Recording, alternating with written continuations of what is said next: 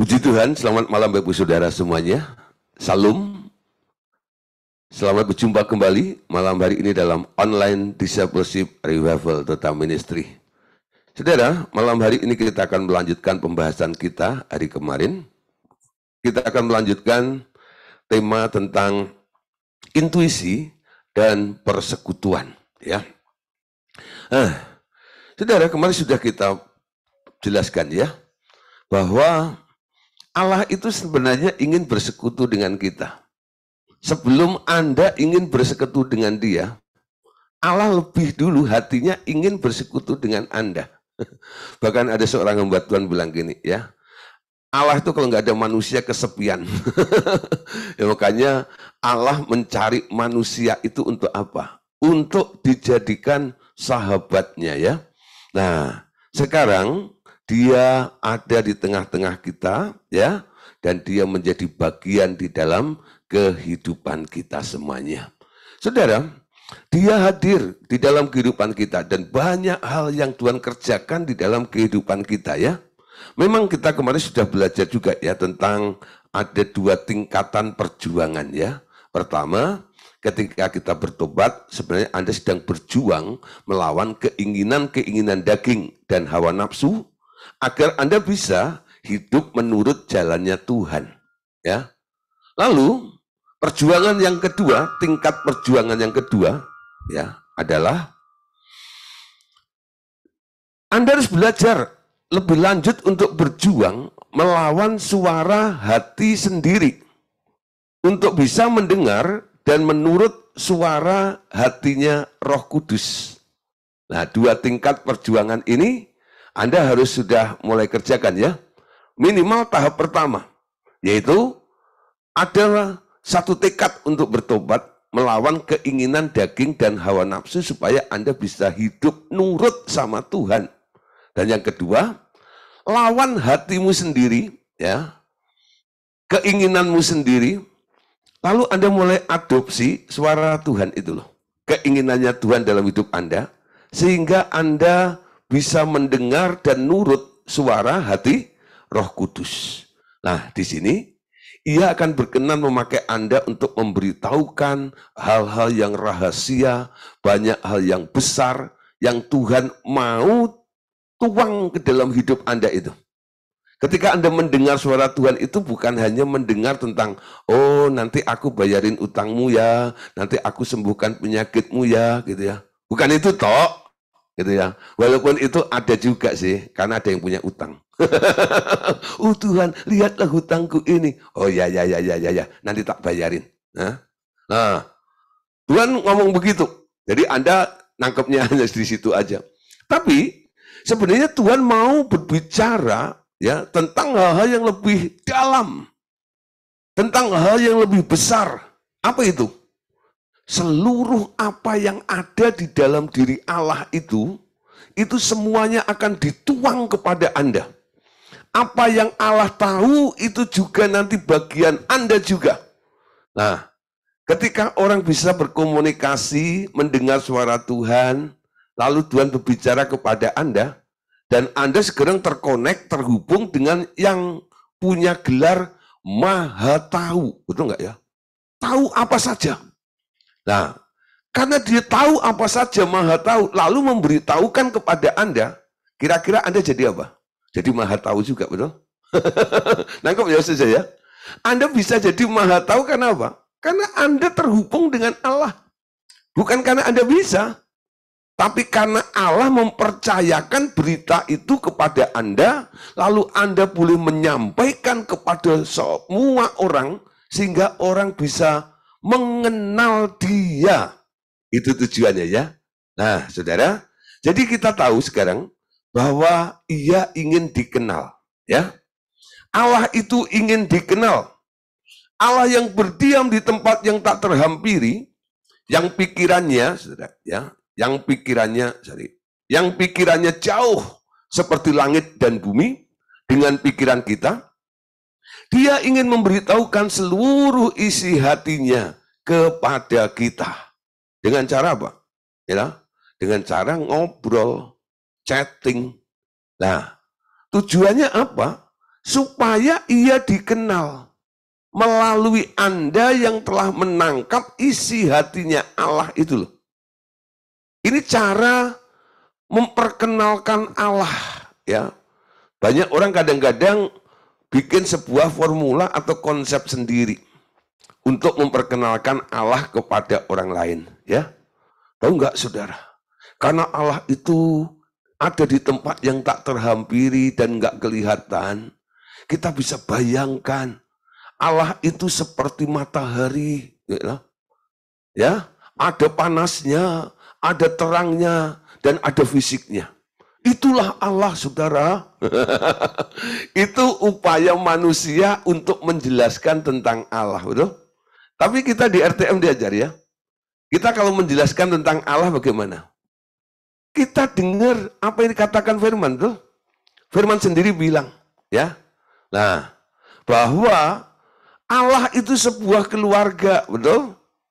Kok bisa ngomong seperti itu dari mana? Nah, di sini hasil daripada hubungan Anda dengan Allah.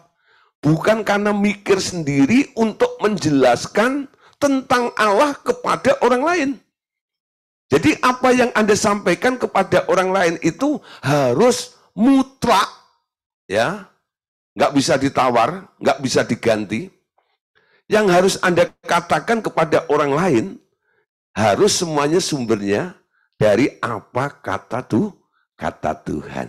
Sehingga kalau orang mulai ngeyel, nggak terlalu yakin, lalu mulai tanya, kok kamu bisa ngomong seperti itu? Kok kamu bisa ngerti seperti itu? Jawaban kita cuma satu. Tuhan yang ngomong, betul? Nah, ketika Anda bilang, Tuhan yang ngomong, orang mulai tanya dong, Tuhan yang gimana? Lalu Anda boleh cerita tentang Tuhan yang diingin tahuin oleh orang-orang yang mendengar berita yang Anda sampaikan tadi. Amin.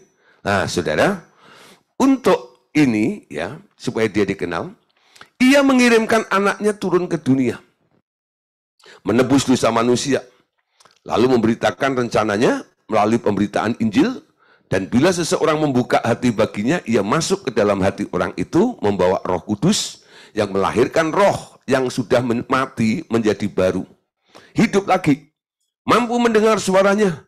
Lalu ia melalui ilham roh berbicara ke dalam hati orang percaya itu dan menerangkan segala sesuatu yang ada di dalam hati Allah. Roh orang percaya itu sekarang hidup dan berkomunikasi dengan Allah, sehingga hal-hal yang tadinya gelap bagi pengertian manusia sekarang menjadi terang. Ya, nah yang tadinya nggak tahu sekarang jadi jelas. Ya, kenapa? Karena Anda nangkep kebenarannya, Anda mendapat informasinya, Anda mendapatkan satu kepastian, ya, apa yang Anda ketahui dari Tuhan itu sebuah kebenaran itu. Ya, nah Yesus yang diturunkan oleh Bapa ke dunia ini, dia menjadi pelita. Amin. Yesus adalah pelita Allah bagi manusia yang tinggal di dalam kegelapan. Apa artinya, saudara? Ya, Yesus adalah pelita Allah bagi manusia yang tinggal di dalam kegelapan. Ketika kita percaya kepada Tuhan Yesus, kita terhubung dengan Tuhan Yesus. Saudara, Yesus bilang, ya, bahwa akulah terang dunia. Ya, tidak ada yang tersembunyi. Ya, tidak ada yang rahasia. Semua akan dibukakan, disingkapkan. Di sini dikatakan tak ada rahasia yang tak akan dibukakan. Ia ingin menjadikan Anda seorang yang amat mengenal Dia, agar Anda boleh menceritakan segala sesuatu tentang Dia seperti yang Ia sendiri nyatakan kepada Anda. Bukan seperti yang orang pikir tentang Dia. Ia ingin menjadikan Anda seorang juru bicara pribadinya, ya. Nah, ini saudara konsepnya, ya. Bukan seperti yang orang pikir tentang Dia. Bukan kita nyoba untuk mikir Allah itu seperti apa. Dia sendiri yang akan memperkenalkan dirinya kepada Anda, membuka dirinya kepada Anda sehingga Anda tahu tentang Allah, ya. Lalu Anda boleh menjadi juru bicara pribadinya itu. Yuk kita lihat ayat-ayatnya, Yohanes 1 ayat 4 sampai ayat yang kelima. Baca sama-sama ya. 2, 3, 4. Dalam Dia ada hidup, dan hidup itu adalah terang manusia. Terang itu bercahaya di dalam kegelapan, dan kegelapan itu tidak menguasainya. Ya, di dalam Yesus ada hidup, dan hidup itu terang manusia. Fungsi daripada terang adalah untuk menerangi, sehingga semua sisi kegelapan dari manusia ini sekarang boleh terbuka semuanya. Amin. Markus 4 ayat 21 sampai 22. Lalu Yesus berkata kepada mereka, mungkinkah orang membawa pelita supaya ditempatkan di bawah tempayan atau di bawah tempat tidur? Bukankah supaya ditaruh di atas kaki pelita? Sebab tidak ada sesuatu yang tersembunyi yang tidak akan dinyatakan, dan tidak ada sesuatu yang rahasia yang tidak akan tersingkap. Nah, saudara, gara-gara kita percaya kepada Tuhan Yesus memberitahukan banyak hal kepada kita semuanya, dan Dia sebagai pelita membuka semua rahasia-rahasia Allah itu kepada kita, sehingga Dia berkata, tidak ada sesuatu yang tersembunyi yang tidak akan dinyatakan, dan tidak ada sesuatu yang rahasia yang tidak akan tersingkap. Ya, ada beberapa orang kadang-kadang ya, ada juga hamba Tuhan yang katakan, saudara, ini adalah rahasia Allah. Nah, kenapa dia ngomong ini adalah rahasia Allah? Sebenarnya kalau dia nggak tahu dan itu merupakan misteri atau rahasia, karena dia tidak tahu pengertiannya, harusnya dia nanya kepada Allah itu sendiri. Apa maksudnya, betul? Ketika dia nanya kepada Tuhan, apakah Tuhan nggak jawab? Tuhan pasti jawab, betul? Nah, jadi sebenarnya istilah ini rahasia Tuhan itu sebenarnya harus dikejar kebenarannya. Roh Kudus akan membawa kita kepada seluruh kebenaran. Yesus menerangi semua sisi gelap supaya semuanya nyata dan tidak ada yang tersembunyi dan tidak ada yang rahasia. Ya, jadi kalau Anda nanti mendengar ada orang, saudara, ini adalah rahasia Allah. Oke, ya. Kamu bilang rahasia Allah. Nanti sampai rumah saya mau berdoa, saya mau tanya kepada Bapak, apa maksudnya istilah atau hal-hal yang disebut sebagai rahasia itu. Nanti kalau Anda sudah tahu jawabannya karena Tuhan menjawab kepada Anda boleh datang kepada orang yang bilang itu rahasia. Pak, ya, yang Bapak bilang kemarin ini rahasia Allah, sekarang saya tahu maknanya. Saya tahu artinya. Amin. Orang yang punya hubungan dengan Allah, dia akan tahu lebih banyak daripada orang lain. Betul? Contoh Daniel, saudara ya. Daniel itu berapa kali ya, dia bisa menyampaikan, menafsirkan, betul? Hal-hal yang tidak diketahui oleh raja. Kenapa? Anda tahu? Daniel itu punya kehidupan doa, bukan? Dia pernah dimasukkan ke gua singa itu gara-gara apa? Gara-gara berdoa, betul? Gara-gara berhubungan dengan Allah. Akhirnya dia ditangkap dengan tuduhan berdoa kepada Allah. Nah, saudara, tapi Anda lihat, saudara, ya, apa yang tidak bisa diketahui oleh orang pintar, oleh raja itu sendiri, Daniel datang, ya, lalu dia bisa menyampaikan atau memberikan penjelasan dari apa yang tidak dimengerti oleh orang banyak itu. Sehingga orang menjuluki Daniel itu punya excellent spirit, ya, roh yang luar biasa. Nah, roh yang luar biasa. Yesus, ya, sama Daniel, ya, ini adalah dua orang yang pernah ada di bumi yang memiliki excellent spirit, ya. Nah, kalau Kaleb itu punya roh yang berbeda atau roh yang lain. Nah, beda ya.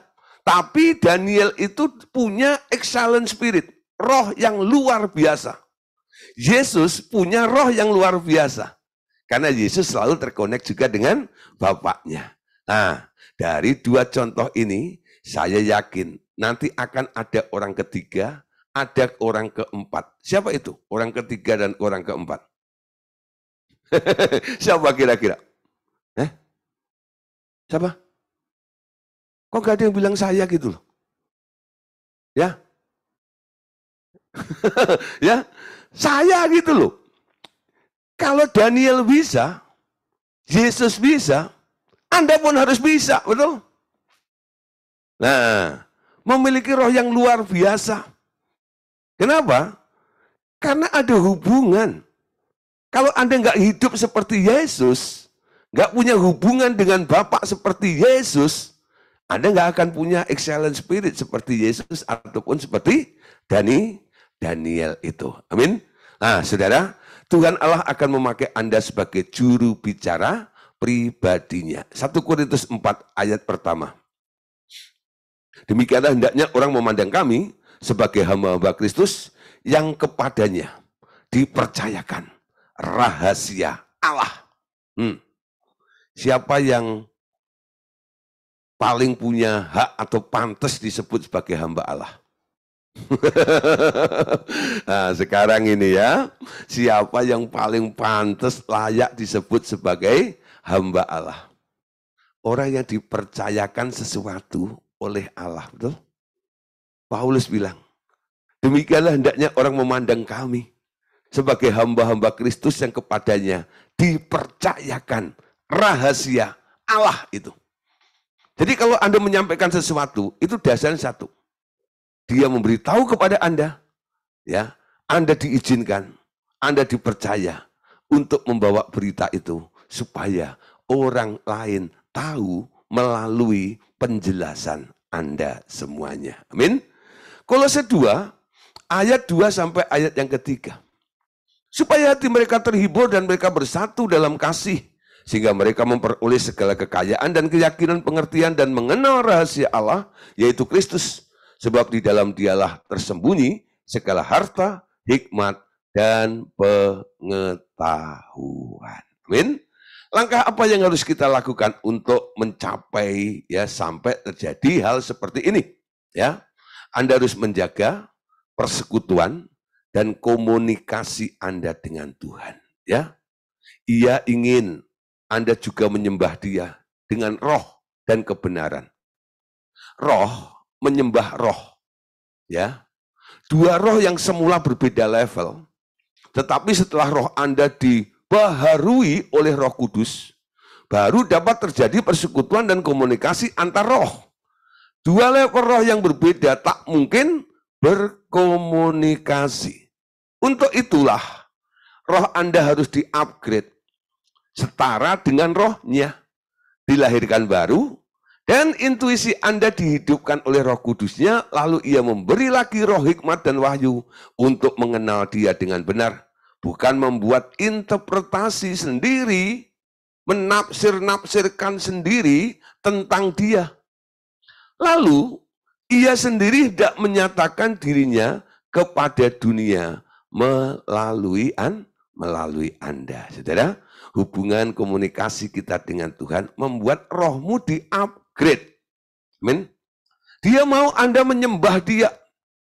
Jadi ketika Anda menyembah Dia itu jangan hanya mengharapkan, oh supaya urapan turun, supaya nanti itu sakit saya sembuh.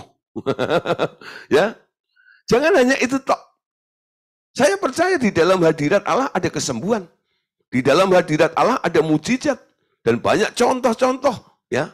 Tapi tujuan utama Anda menyembah Tuhan, menghadirkan Tuhan itu bukan hanya untuk menerima ya embel-embel itu. Tujuan Anda menyembah Tuhan apa sekarang? Untuk lebih mengenal Dia. Amin. Orang menyembah itu menundukkan diri. Ya, mengagungkan Dia. Ya. Menganggap dirimu enggak penting. Lalu menganggap Dia yang Anda sembah itu yang paling penting, betul? Dan Anda mulai memperhatikan Dia. Ketika Anda menyembah Tuhan, harusnya Anda menemukan, mendapatkan sesuatu. Nah, gara-gara Anda menyembah Tuhan, di dalam hadiratnya itu, apa yang akan dikerjakan oleh Allah dan Roh Kudus? Dia akan mengupgrade roh Anda itu loh. Orang-orang yang gemar menyembah Tuhan, masuk dalam hadirat Tuhan, rohnya beda dengan orang-orang yang gemarnya suka dugem. Suka dugem, beda ya? Ya, beda saudara, pancaran rohnya beda. Coba Anda lihat ya, orang-orang yang gemar parkir di hadirat Tuhan, sama orang-orang yang gemar parkir di mall, nanti gaya hidupnya, cara berbicaranya, cara memandangnya berbeda ya. Berbeda sekali. Apalagi yang diceritakan pasti berbeda, bukan? Karena apa? Dia melihat hal yang berbeda. Kalau orang gemar di mall, apa yang diceritakan? Oh, ini Desember ya, 12-12. Bentar lagi banyak diskon. Wow, itu ya. Ada tadi sale. Wah, ada keluaran baru. Gitu. Yang diceritakan apa? Seluruh isi mall itu betul. Buka restoran baru itu, restoran Korea baru itu di sono. Yuk. Ya. Kenapa? Rajinnya di mall. Tapi kalau Anda rajin parkir di hadirat Tuhan, apa yang Anda ceritakan? Tadi Tuhan ngomong. Tadi Tuhan bilang. Ya. Tadi Tuhan menyatakan. Betul? Beda ya? Jadi Anda ada di mana, melihat apa, nanti yang terpancar dari hidup Anda itu, baik itu melalui sikap Anda maupun perkataan Anda, itu pasti akan berbeda. Amin. Nah, ketika kita rajin menyembah Tuhan, ya, itu intuisimu akan semakin dipertajam oleh Tuhan.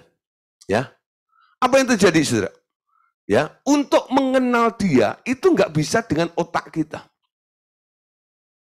tapi harus dengan revelation atau pewahyuan. Kadang-kadang Roh Kudus memberikan hikmat kepada Anda, memberikan roh pewahyuan kepada Anda, tujuannya apa? Supaya Anda bisa mengenal Dia dengan benar. Orang mencoba untuk mengenal Allah dengan otaknya, otak manusia itu terbatas. Betul?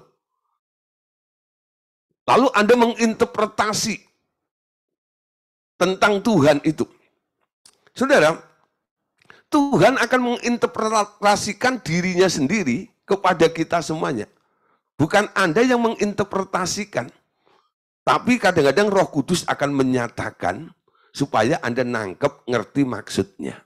Efesus 1, 15 sampai ayat yang ke-17. Karena itu setelah aku mendengar tentang imanmu dalam Tuhan Yesus dan tentang kasihmu terhadap semua orang kudus, aku pun tak berhenti mengucap syukur karena kamu. Aku selalu mengingat kamu dalam doaku dan meminta kepada Allah Tuhan kita Yesus Kristus, yaitu Bapa yang mulia itu, supaya Ia memberikan kepadamu roh hikmat dan wahyu untuk mengenal Dia dengan benar. Amin. Nah, saudara, belum tentu orang yang kumpul dengan Tuhan Yesus waktu Tuhan Yesus dibuka bumi itu kenal Yesus secara benar-benar, belum tentu. Ya, satu kali Tuhan Yesus ini bertanya kepada yang notabene 12 murid pilihan. Ya, dia tanya, menurut kamu siapa aku ini? Apa tujuannya Tuhan Yesus? Tuhan Yesus ingin tahu, kamu itu kenal aku atau tidak sih? Menurut kamu siapa aku ini? Lalu mereka mencoba untuk menebak, betul? Berdasarkan logikanya. Oh, kayaknya mirip Elia. Mirip Yohanes Pembaptis, oh mirip ini, mirip itu, mirip ini dan itu. Ya, tahu-tahu Petrus, ya, dia ngomong begini. Aku tahu, engkau adalah Mesias, Anak Allah yang hidup. Nah, pertanyaan saya, jawaban Petrus itu benar atau salah? Benar atau salah? Benar, betul? Kalau Anda tanya kepada seseorang atau Anda kasih tebakan kepada anak Anda, ya, lalu anak Anda menjawab benar, lalu apa yang Anda katakan kepada anak Anda yang menjawab benar itu? Oh, ya pinter, anak mami gitu ya. Tapi kalau salah, ya kayak papi. Gitu. Pinter anak mami. Kayaknya nanya maminya gitu. Nanti kalau nanya papinya ya beda lagi jawabnya. Pinter anak papi. Nah, saudara, gitu. Tapi ketika Petrus itu menjawab dan jawabannya itu benar, Yesus ngomong apa? Petrus, ya, kalau kamu bisa jawab ini bukan karena kamu tahu, tapi karena Bapakku yang kasih tahu kepadamu kan tentang aku. Kalau kamu tidak dikasih tahu Bapakku, siapa aku, kamu nggak bisa jawab. Nah, kamu akan mempunyai jawaban yang sama dengan 11 murid yang lainnya tadi. Pasti kamu nggak akan menjawab engkau adalah Mesias, anak Allah yang hidup. Ya, semua jawabanmu itu adalah pemberitahuan dari Bapakku kan? Apa itu pemberitahuan Bapak kepada seseorang itu? Itu yang disebut revelation. Itu yang disebut pewahyuan. Nah, Paulus ketika melihat jemaat di Efesus itu mulai bertumbuh, dia bukan hanya berdoa, oh Bapak ya berkatilah mereka, oh Bapak lindungilah mereka. Bukan itu saja doanya Paulus. Ya, dia sebagai hamba Tuhan, dia juga berdoa untuk kebutuhan yang lebih penting. Ya, dia katakan, ya, dan aku dan meminta kepada Tuhan kita Yesus Kristus, yaitu Bapa yang mulia itu, supaya ia memberikan kepadamu roh, hikmat, dan wahyu. Kenapa Paulus berdoa begitu? Untuk mengenal dia dengan benar. Amin. Kerinduan daripada Paulus supaya jemaat di Efesus itu boleh kenal. Mengenal Bapa dengan benar. Mengenal Yesus dengan benar. Mengenal Roh Kudus dengan benar. Caranya dengan apa? Dengan roh, hikmat, dan wahyu. Yuk Bapak Saudara, ya. Kalau Anda sudah rajin berdoa, bagus. Tapi apa yang Anda minta kepada Tuhan, jangan melulu berkat. Jangan melulu perlindungan. Walaupun itu penting juga. Tapi Anda juga harus minta ini juga. Roh, hikmat, dan wahyu. Amin. Siapa yang sudah mulai? Ya, setiap hari berkata, Tuhan berikan aku roh, hikmat, dan wahyu.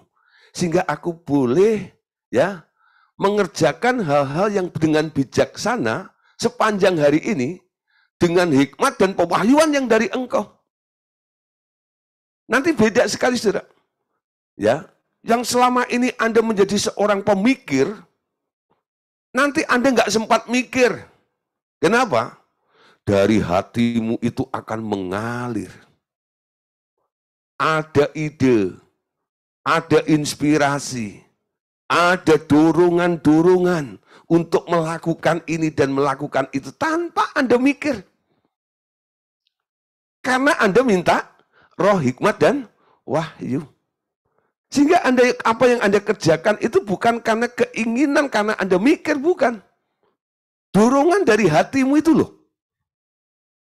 Nah, beda ya. Jadi kadang-kadang kita kan menemukan dua suara yang bersamaan muncul dalam kehidupan kita. Satu muncul dari pikiran atau otak kita, yang satu dari hati kita, betul? Nah, mana yang Anda ikutin? Kalau itu kontras, Mama ya, yang satu suruh ke kanan, yang satu suruh ke kiri. Anda pilih yang mana? Ikutin pikiranmu atau ikutin hatimu? Nah, tapi kalau Anda berpikir realistis, Anda pasti ikutin pikiranmu. Kenapa? Karena semua ada hitungannya. Masuk akal namanya. Oh, gini-gini. Suara hati itu kadang-kadang tak terpahami, betul? Nanti gimana ya? Kalau sampai gini, gimana ya? Tapi Anda harus yakin. Ketika Tuhan Yesus dan Bapa dan Roh Kudus ada di dalam hatimu, dia berbicara di dalam hidupmu melalui hatimu itu, melalui intuisimu itu, perkataannya benar adanya. Amin. Coba mau ikutin dia. Walaupun Anda nggak mengerti, nggak memahami jalannya Tuhan itu.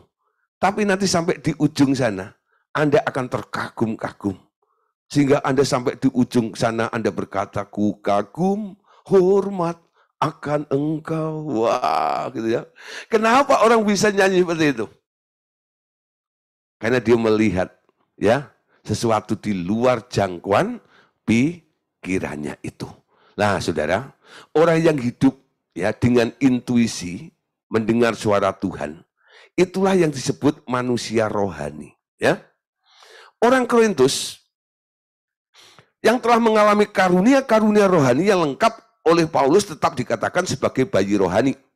Yang ya, mana tadi? Orang Korintus yang telah mengalami karunia rohani yang lengkap oleh Paulus tetap dikatakan sebagai bayi rohani yang hanya mampu menerima susu sebagai makanan rohani mereka. Karunia-karunia rohani tidak menunjukkan kedewasaan rohani seseorang. Apa yang membuat seseorang dianggap dewasa oleh Tuhan? Ya, nah perhatikan, susu itu adalah makanan yang dihasilkan oleh seorang ibu yang sendirinya telah mampu memakan makanan keras. Selama seseorang belum bisa menerima pewahyuan langsung melalui intuisinya dari Tuhan, tetapi bergantung dari hasil pewahyuan orang lain terus, ia masih digolongkan atau dikatakan sebagai bayi rohani. Ya. Nah, jadi bayi rohani itu sukanya cucu, ya, susu. Makanan yang diolah oleh orang lain, lalu Anda hanya menerima tinggal telan saja, ya. Tapi yang disebut dewasa adalah mereka yang bisa menerima pewahyuan langsung melalui intuisinya dari Tuhan, ya. Kalau roh mereka hidup dan berkomunikasi sendiri dengan Tuhan dan mampu mencerna sendiri makanan rohani yang keras untuk kemudian memberikannya kepada bayi-bayi rohani yang lain, barulah dikatakan bahwa ia dewasa rohani dan boleh disebut sebagai manusia rohani. Ya, 1 Korintus 2, 14-15. Tetapi manusia duniawi tidak menerima apa yang berasal dari roh Allah karena hal itu baginya adalah sebuah kebodohan. Dan ia tidak dapat memahaminya sebab hal itu hanya dapat dinilai secara rohani. Tetapi manusia rohani menilai segala sesuatu, tetapi ia sendiri tidak dinilai oleh orang lain. Ya, ciri daripada orang rohani bisa menilai, ya. Nah, bisa menilai. Kenapa? Karena dia selalu mendapatkan sumber informasi dari siapa? Dari yang Maha Tahu, dari Bapa, dari Tuhan Yesus dan Roh Kudus. Amin. 1 Korintus 3 ayat 1-2. Dan aku saudara-saudara, pada waktu itu tidak dapat berbicara dengan kamu seperti dengan manusia rohani, tetapi hanya dengan manusia duniawi yang belum dewasa dalam Kristus. Susulah yang kuberikan kepadamu, bukan makanan keras. Sebab kamu belum dapat menerimanya, sekarang pun kamu belum dapat menerimanya. Siapa yang dimaksud oleh Paulus ini? Ya, sehingga Paulus itu ngomong, ya, sebab kamu belum dapat menerimanya, sekarang pun kamu belum dapat menerimanya. Sebenarnya Paulus itu sedang menghadapi jemaat di Korintus. Jemaat di Korintus itu Anda tahu ya, penuh dengan karunia-karunia. 9 karunia itu beroperasi komplit di jemaat Korintus itu. Nah, di sini kita bisa melihat sekarang. Kalau Paulus bilang kepada jemaat yang penuh dengan karunia itu disebut bayi rohani, artinya karunia itu bukan satu standar ya. Bagi seseorang bisa disebut sebagai orang rohani atau dewasa. Belum. Ya. Kenapa, Saudara? Karunia itu adalah pemberian, betul? Siapa saja bisa dipakai Tuhan dan bisa dilengkapi dengan karunia oleh Tuhan. Amin. Nangkep sendiri ya. Jangan Anda terus bilang kalau orang sudah bisa bernubuat itu sudah dewasa rohani. Belum tentu. Ya. Saya menemukan, saya melihat fakta di lapangan dalam pelayanan. Ya, orang tajam dalam penglihatan. Ya. Tapi pasti bayi rohani. Wah, kalau bahasa roh panjang sudah. Wah, sampai orang kagum-kagum. Bisa menafsirkan bahasa roh, ya, punya karunia penyembuhan, punya karunia mujizat, punya karunia membedakan roh dan sebagainya. Tapi, ya, dia masih bisa disebut sebagai bayi rohani. Ya. Kenapa? Karena belum bisa menangkap. Intuisinya belum hidup. Nggak mendapat pewahyuan dari Tuhan. Jadi ketika mereka bersekutu, segala macam gitu, lalu Tuhan kasih penglihatan gitu ya. Lalu dia menyampaikan, ya loh. Nah itu hanya dipakai oleh Tuhan saja. Dan semua orang bisa dipakai oleh Tuhan. Anda tahu ya, ada orang-orang yang nggak percaya Tuhan aja, juga dipakai oleh Tuhan, betul? Itu koreksi, betul? Untuk membantu pembangunan bait suci, itu orang di luar orang percaya loh. Kadang-kadang Tuhan pakai juga.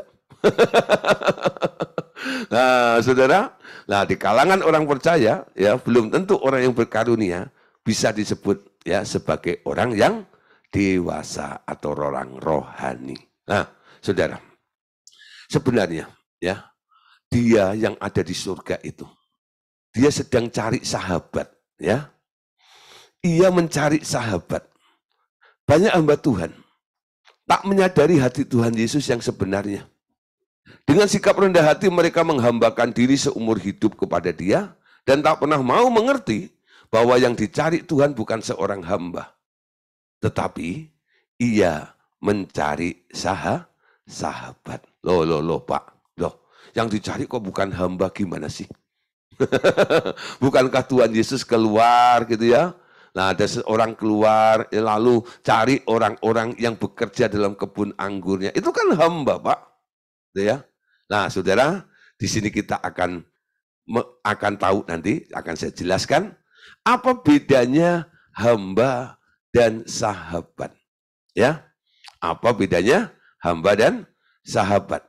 Ternyata ya Tuhan itu mengasihi orang-orang yang cerdik, orang-orang yang berakal seperti Yakub, atau seorang berambisi seperti Elia.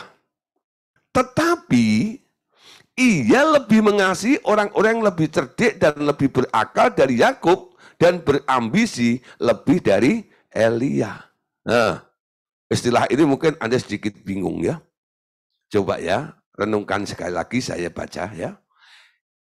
Tuhan mengasihi orang-orang yang cerdik dan berakal seperti Yakub, atau seorang yang berambisi seperti Elia, tetapi ia lebih mengasihi orang-orang yang lebih cerdik dan lebih berakal dari Yakub. Ya. Nah, dan berambisi lebih dari Elia. Maksudnya apa?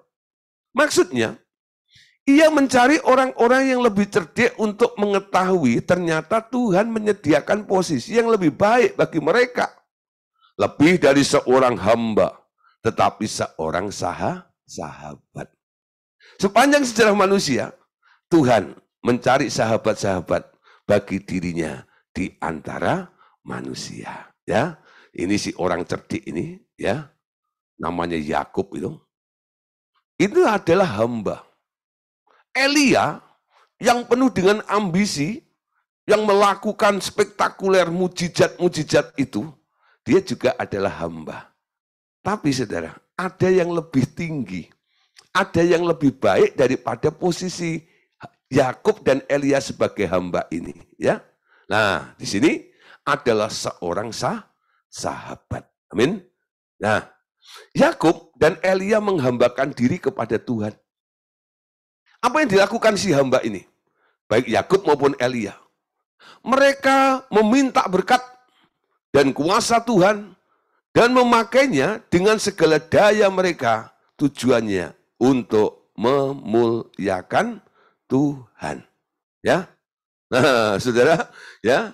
Jadi Anda lihat, hamba ini hanya minta penyertaan, ya, minta modal, minta berkat, ya. Dipakai dengan segala upayanya untuk memuliakan Tuhan. Nah, mengapa akhirnya Tuhan bergumul melawan Yakub dan mematahkan pangkal paha Yakub? Ya, nah karena Yakub selalu meminta berkat. Ia mematahkan pangkal pahanya dan mengganti namanya menjadi Israel. Kenapa diganti nama? Agar Yakub sadar bahwa bagi Tuhan, ia adalah pangeran Allah, bukan pengemis berkat. Anda lihat ayatnya, Kejadian 32, 25-29. Ketika orang itu melihat bahwa ia tidak dapat mengalahkannya, ia memukul sendi pangkal paha Yakub sehingga sendi pangkal itu terpelecok ketika ia bergulat dengan orang itu. Lalu kata orang itu, biarkanlah aku pergi, karena fajar telah menyingsing. Sahut Yakub, aku tidak akan membiarkan engkau pergi jika engkau tidak memberkati aku. Ujung-ujungnya saudara, bergumul dengan Tuhan, gitu ya, bersekutu dengan Tuhan, ya, worship, menyembah Tuhan, gitu ya. Aku tidak akan berhenti menyembahmu Tuhan. Aku tidak berhenti, gak mau keluar dari tempat ini sebelum engkau memberkati aku. Ujung-ujungnya minta berkat si Yakub, ya. Makanya Tuhan mengubah namanya. Namamu sekarang bukan Yakub, tapi namamu sekarang adalah Israel, yang artinya Prince of God. Anaknya Allah, pangerannya Allah, ya, bukan peminta-minta berkat. Nah, sekarang bagaimana dengan Elia? Ya, terus 27 dulu ya. Bertanyalah orang itu kepadanya, siapakah namamu? Ya, sahutnya, Yakub. Lalu kata orang itu, namamu tidak akan disebut lagi Yakub, tetapi Israel, sebab engkau telah bergumul melawan Allah dan manusia, dan engkau menang. Bertanyalah Yakub, katakanlah juga namamu. Tetapi sahutnya, mengapa engkau menanyakan namaku? Lalu diberkatinya Yakub di situ. Nah, sekarang bagaimana dengan Elia? Elia seorang yang ambisius. Ya, nanti kita bisa lihat dari ayatnya. Kesimpulannya bahwa ambisiusnya di mana? Elia itu ingin menjadi lebih baik dari nenek moyangnya. Ya, kalau Anda terlahir dari keluarga yang miskin itu, lalu Anda berjuang dengan ambisi Anda bekerja keras, banting tulang, kepala ganti kaki, kaki ganti kepala kayak akrobat itu. Nah, kenapa sih kamu begitu ambisius bekerja gini? Ya, jawabannya itu. Aku bosan miskin. Aku memperbaiki taraf kehidupan saya. Nah, si Elia itu giat sekali ya untuk Tuhan tuh. Ya, Tuhan akui, gigih, giat. Elia itu dalam pelayannya giat. Kenapa dia begitu giat? Karena dia pengen menjadi lebih baik dari nenek moyangnya. Ya, namun Anda lihat, saudara, di balik ambisinya ini, ya, tetapi ia menemukan dirinya tak lebih dari seorang pengecut yang takut kepada seorang perempuan, Isabel, walaupun ia memiliki kuasa yang amat besar. Ia lari ke padang gurun dan mati di bawah pohon arar. Ya, diberi makan malaikat dan berjalan 40 hari dan malam ke Sinai. Di sana ia belajar tak hidup dengan ambisinya lagi, tetapi menjadi sahabatnya Allah.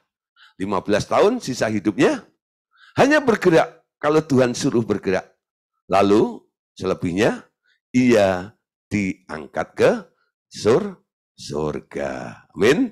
Nah, coba lihat 1 Raja-Raja 19 ayat 3-4. Maka takutlah ia lalu bangkit dan pergi menyelamatkan nyawanya, dan setelah sampai ke Berseba yang termasuk wilayah Yehuda, ia meninggalkan bujangnya di sana, tetapi ia sendiri masuk ke padang gurun sehari perjalanan jauhnya. Lalu duduk di bawah sebuah pohon arar, kemudian ia ingin mati, katanya. Cukuplah itu sekarang ya Tuhan, ambillah nyawaku, sebab aku tidak lebih baik daripada nenek moyangku. Jadi semua yang dilakukan oleh Elia ini, semua tujuannya ini loh. Dia pengen lebih baik dari nenek moyangnya itu saja. Itu ambisinya Elia. Namun saudara, Tuhan mematahkan ambisinya Elia itu. Sehingga Elia mulai tunduk kepada Tuhan. Ya, setelah dia pengen mati, nggak mau berupaya lagi, itu enggak ya, menghentikan ambisinya tadi, lalu Tuhan tangkap. 15 tahun sisa hidupnya Elia dipakai untuk berjalan dengan Allah. Luar biasa ya. Dia melakukan sesuatu kalau disuruh Tuhan. Dia tak melakukan apa-apa kalau Tuhan nggak suruh dia. 15 tahun. Dan akhirnya setelah 15 tahun itu, dia dijemput dengan kereta berapi. Bukan kereta api, ya, kereta berapi. Nah, jangan salah nih, Dulu ada guru sekolah minggu salah ngomong kereta api. Lalu ditanya, kereta apinya namanya apa? Wus. Cepet. Wih, Jakarta Bandung kali. Ya, kereta kuda berapi. Ya, diangkat mengalami rapture. Orang-orang yang rapture ya, itu artinya lolos. Udah lulus, betul? Dipandang layak. Dunia nggak bisa menerima dia lagi. Jadi sekolahnya lulus. Ya. Nah, saudara, sekarang kita lihat ya apa bedanya hamba dan sahabat itu. Tahukah Anda apa bedanya hamba dan sahabat? Gambar seorang hamba adalah seorang yang selalu minta-minta dipakai Tuhan. Ya, Anda tahu itu gambar apa? Gambar seseorang hamba adalah seorang yang selalu minta-minta untuk dipakai Tuhan. Oh Tuhan, pakailah aku. Gitu ya. Lalu membuat rencana-rencana sendiri. Ya, ketika dia sudah bisa membuat rencana sendiri dan merasa dipakai oleh Tuhan karena permintaannya, lalu mereka mulai bilang mempunyai visi dalam pelayanan sendiri. Yang ia kira akan memuliakan Tuhan. Kemudian berseru-seru meminta Tuhan memberkati visi dan pekerjaannya. Hah, betul? Betul gitu ya? Lah, banyak konsep seperti itu. Ini gambar dari seorang hamba. Ya, minta dipakai oleh Tuhan, ya. Lalu bikin rencana sendiri, lalu bilang punya visi. Lalu mulai berjalan menjalankan visinya tadi itu. Ketika dia menjalankan visinya, dia berseru, Tuhan berkati visi dan pekerjaan ini. Visinya siapa? Visi orang itu sendiri, betul? Bukan visinya Tuhan. Nangkep ya? Jadi dia hanya minta apa? Disertai, diberkati, dilengkapi, minta dipakai untuk memuliakan Tuhan. Nanti kalau Tuhan dimuliakan dan banyak mujizat terjadi, gua kan terkenal juga nih, populer juga. Ujung-ujungnya begitu juga ya.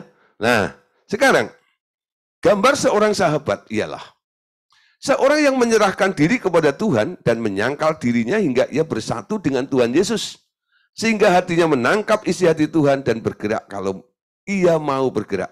Berhenti kalau ia mau berhenti. Nah, di sini ya, menyerahkan diri kepada Tuhan dan menyangkal dirinya, bersatu dengan ide gagasannya Tuhan. Tuhan kau mau apa?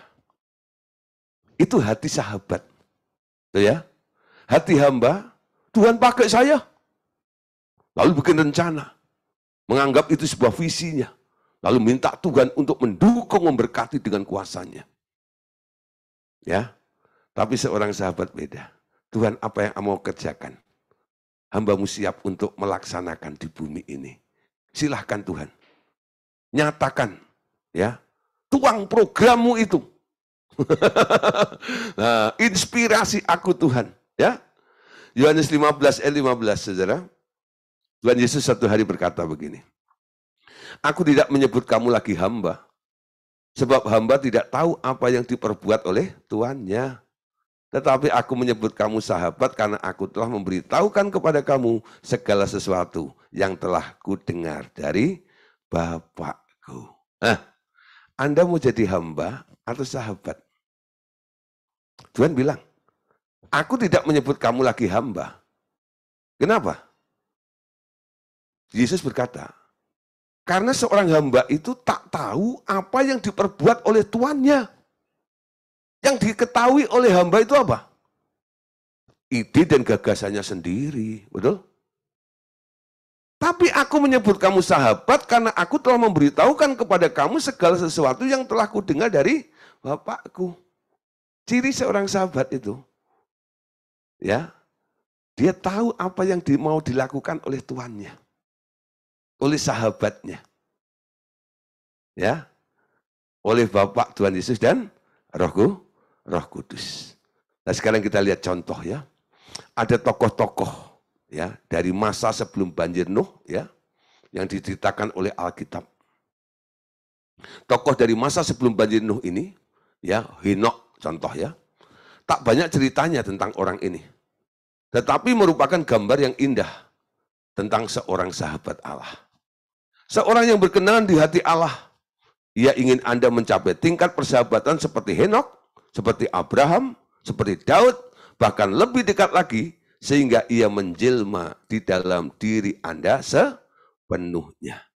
Coba kita lihat sekarang ya, tentang Henokh. Siapa sih Henokh itu? Kejadian pasal 5, ayat 22 sampai 24. Perhatikan ya, kalau boleh ikut baca. Dan Henokh hidup bergaul dengan Allah selama 300 tahun lagi. Setelah ia memperanakkan Metusala dan ia memperanakkan anak-anak lelaki dan perempuan, jadi Henokh mencapai umur 365 tahun.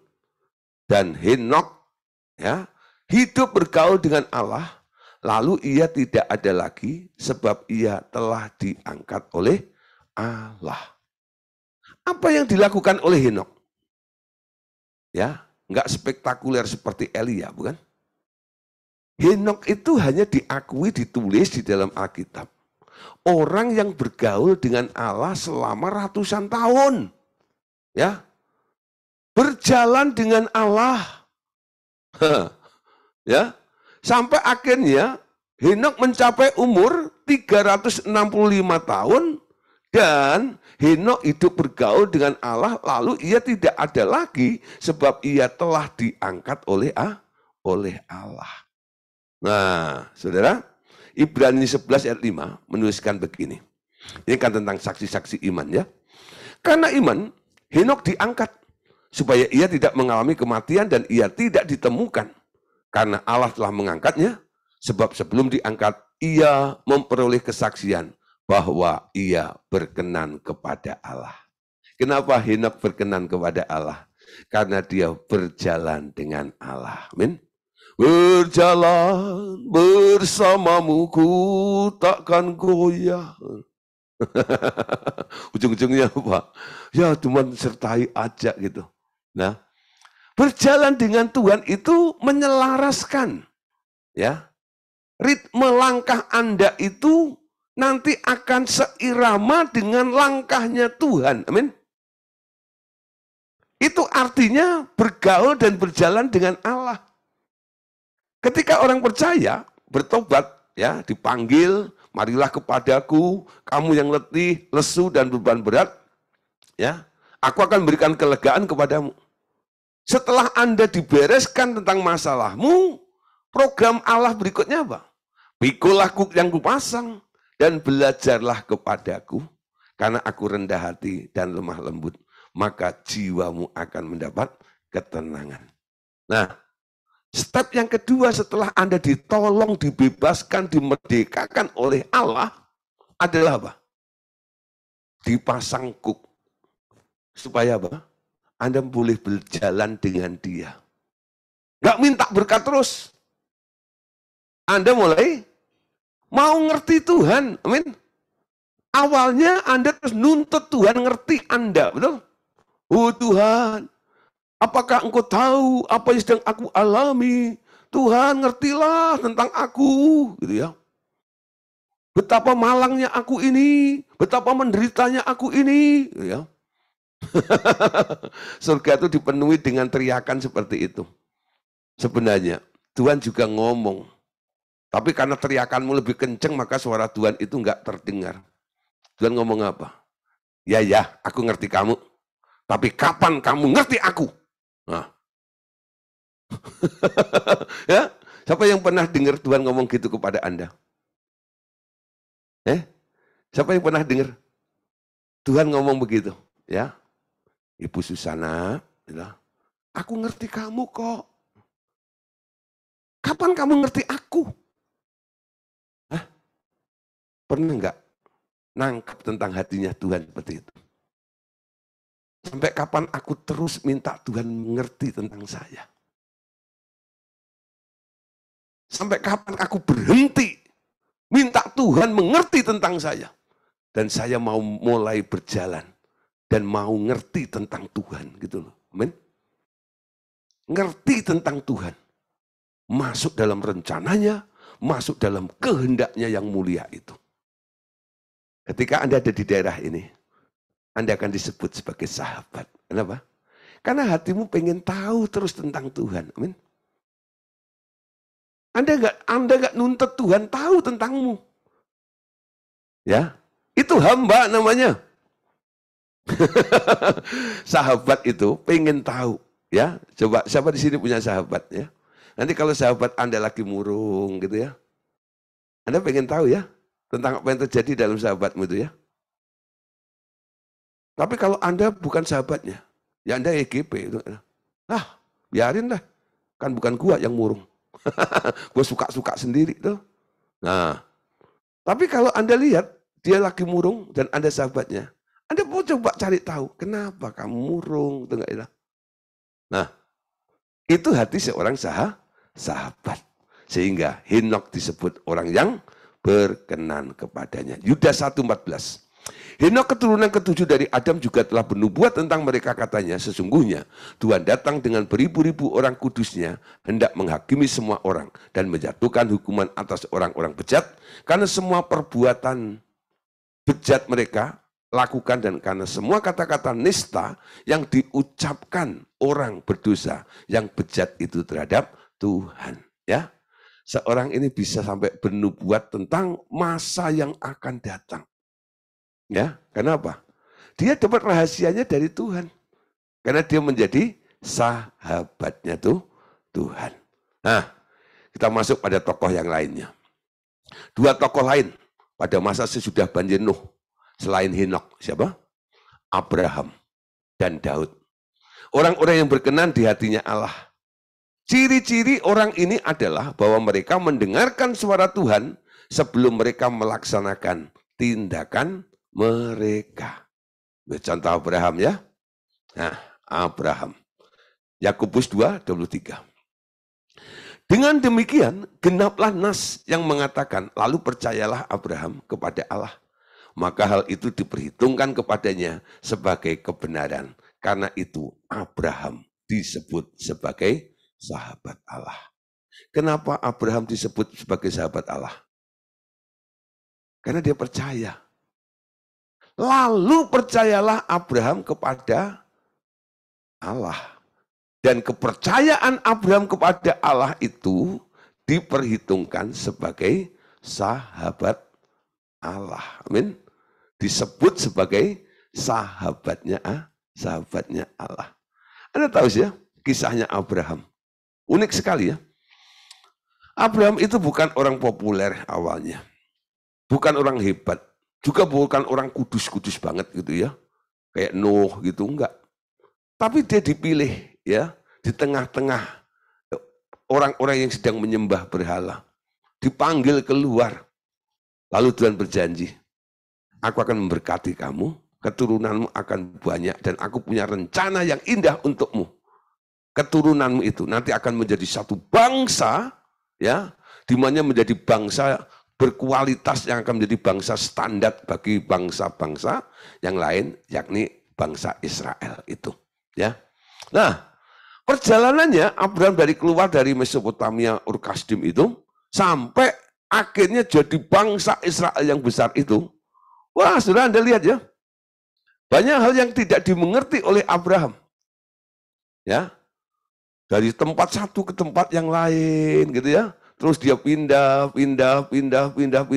Sampai satu hari ya, dia punya anak. Lalu Tuhan bilang, Abraham, persembahkan anakmu itu kepadaku. Tapi Abraham, saudaranya, dia nekatnya luar biasa. Ya, kenapa dia lakukan itu? Dia percaya kepada siapa yang berfirman itu. Walaupun firmannya itu mengancam nyawa sekalipun. Dia lakukan, naik di sana.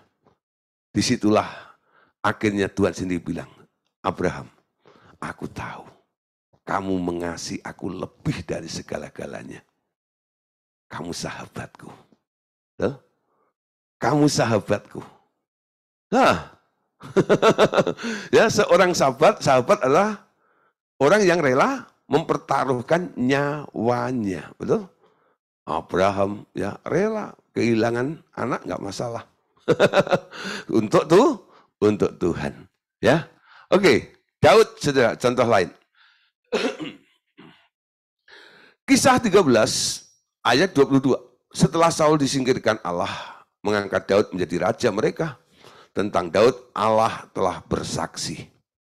Aku telah mendapat Daud anak Isai, seorang yang berkenan di hatiku dan yang melakukan segala kehendakku. Saudara, hebatnya Daud itu apa? Istimewanya Daud itu apa?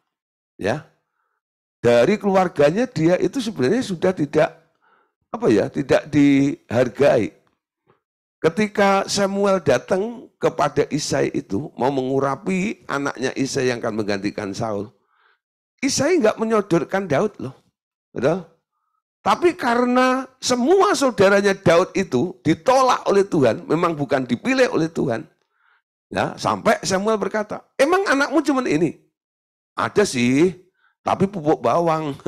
Dia lagi masih kecil, dia masih menggembalakan kambing domba di sana. Samuel bilang, panggil dia, kita nggak akan makan sebelum anak itu datang. Lalu ketika Daud datang, Tuhan bilang, itu orang pilihanku. Ya, nah, setelah dia dipilih menjadi raja, betul ya? Apa yang terjadi? Sepak terjangnya Daud. Ya, banyak hal ya yang buruk terjadi ya. Bahkan dibilang jahat. Betul? Dia ambil istri orang, suaminya dibunuh.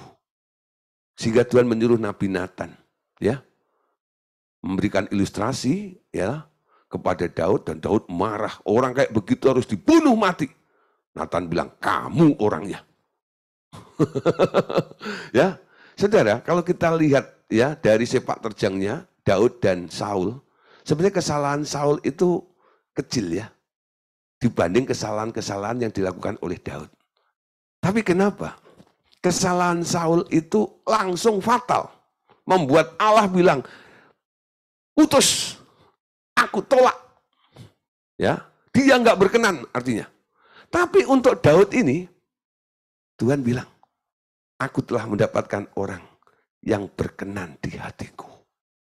Dasarnya apa, saudara? Daud itu selalu melibatkan Tuhan. Yang pertama, Daud itu gampang untuk dikoreksi. Gitu. Semua orang pernah melakukan kesalahan. Tapi ketika Tuhan tegur, Daud nggak berdalih seperti Saul. Ini kan boleh untuk ini, untuk itu, bahkan dirohanikan. Tapi jawaban Daud cuma satu. Ketika Tuhan menyatakan kesalahannya, dia berkata, yes Lord, benar Tuhan. Ya. Ketika disuruh memilih 3 hukuman, Daud nggak pilih. Dia berkata, lebih baik jatuh di tanganmu Tuhan. Engkau sendiri saja yang memilih. Pantasnya aku ini dihukum apa? Saudara, Daud ini luar biasa ya. Hatinya seperti itu. Oleh sebab itu Allah berkenan kepada Daud. Ya. Dan Tuhan bilang, Daud itu sahabatnya. Amin. Ayo saudara, kita mulai belajar. Belajar seperti Henok. Belajar seperti Musa. Siapa namanya? Abraham. Dan belajar seperti Daud. Nah, tentang Elia, memang awalnya dia ambisi kan. Tapi setelah 15 tahun ditaklukkan oleh Tuhan itu, 15 tahun berikutnya, dia memang menjadi sahabat Allah juga. Kenapa? Dia bertobat ada di situ. Nah, saudara, kesimpulannya begini. Orang akan memandang Anda seperti memandang Tuhan Yesus sendiri. Ia akan memperkenalkan dirinya sendiri kepada Anda. Melalui urapan Roh Kudus, melalui intuisi Anda, ia akan menjelma di hadapan Anda, sehingga Anda mengenal dia melalui gerak-gerik keputusan-keputusan, dorongan-dorongan hatinya di dalam diri Anda, dalam perjalanan hidup bersama dia. Ya, nah saudara, jadi kehidupan Anda ini sekarang digerakkan oleh Tuhan. Keputusanmu adalah keputusan dia. Dorongan-dorongan di hatimu adalah keinginan dia. Ya. Nah, ini artinya Anda hidup berjalan bersama dengan Dia. Sehingga, saudara, Tuhan pernah berkata dalam Matius 10 ayat 40, barang siapa menyambut kamu, ia menyambut aku. Dan barang siapa menyambut aku, ia menyambut Dia yang mengutus aku. Anda tahu maknanya ayat ini? Kenapa dibilang, kalau ada orang menyambut Anda, kenapa orang yang menyambut Anda itu disebut menyambut Yesus? Dan orang yang menyambut Anda ini juga disebut sebagai menyambut Bapa yang mengutus Tuhan itu. Nah, menyambut ya. Contoh begini, ya, ini contoh praktisnya saja. Kalau saya datang dengan keinginan sendiri ke tempatnya Pak Among, gitu ya, jauh-jauh dari Jakarta ke Blitar, gitu, ya, semoga pas panen nanas, gitu ya. Wah, saya datang ke sana, gitu ya, keinginan saya. Halo Pak Among, Pak Gideon, bukain pintu. Pak Among menyambut saya ya. Menyambut saya. Apakah Pak Among menyambut Tuhan Yesus ketika dia menyambut saya? Enggak. Kenapa? Karena saya datang dengan keinginan saya sendiri. Betul? Dia mutlak murni menyambut saya. Ya. Tapi kalau saya umpama nih ya, saya disuruh ya sama siapa ya? Sini nggak dibuka ya. Nah, Mama disuruh nih sama Pak Roni, ya Pak Roni gitu ya. Nah, terus ini Pak Gideon, gitu. Pak Gideon kalau pas pulang ke Trenggalek gitu ya, tolong deh gitu ya, mampir ke Pak Among gitu ya. Karena apa? Ada sesuatu yang mau dititipkan ke saya nanti. Nanti dari Trenggalek boleh mampir di Jogja, mampir gitu ya.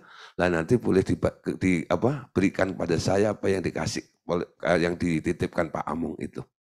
Waktu dia menyambut saya, karena saya datang itu atas usulan Pak Roni, gitu. Selain Pak Among menyambut saya, dia menyambut siapa sih? Menyambut Pak Roni dong.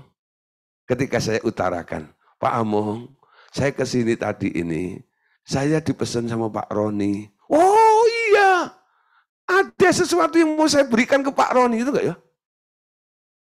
Pak Among menyambut saya, Pak Among juga menyambut Pak Roni, gitu. Karena saya datang disuruh sama Pak Roni. Nangkep nggak di sini? Dengan contoh yang simpel ini kalau nggak ngerti, kebangetan.